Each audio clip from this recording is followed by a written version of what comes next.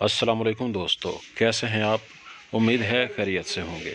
नाजरीन, जैसा कि आप जानते हैं कि एएसएफ में जो 638 वैकेंसीज़ आई थीं उसके लिए इंटरव्यू हो चुके हैं और अब अपॉइंटमेंट लेटर जारी होने हैं और साथ साथ नई भर्ती भी आ चुकी है जिसके लिए अप्लाई करने की तारीख ख़त्म हो चुकी है और अब उसके फ़िज़िकल टेस्ट शुरू होने वाले हैं। नाजरीन, ये जो दोबारा भर्ती आई है उसके फ़िज़िकल टेस्ट, तहरीरी टेस्ट और इंटरव्यू बहुत जल्दी मुकम्मल होंगे, क्योंकि पहले वाली भर्ती की ट्रेनिंग 1 अगस्त से शुरू होनी है और उसके साथ ही इस दोबारा आने वाली भर्ती की भी ट्रेनिंग होनी है।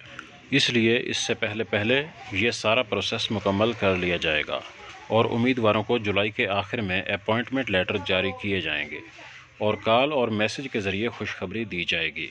अगर आपने अभी तक हमारा चैनल सब्सक्राइब नहीं किया है तो अभी सब्सक्राइब करके हमारे मेंबर बन जाएं, ताकि आपको एएसएफ से मुताल्लिक़ हर तरह की न्यूज़ और अपडेट सबसे पहले मिलती रहे।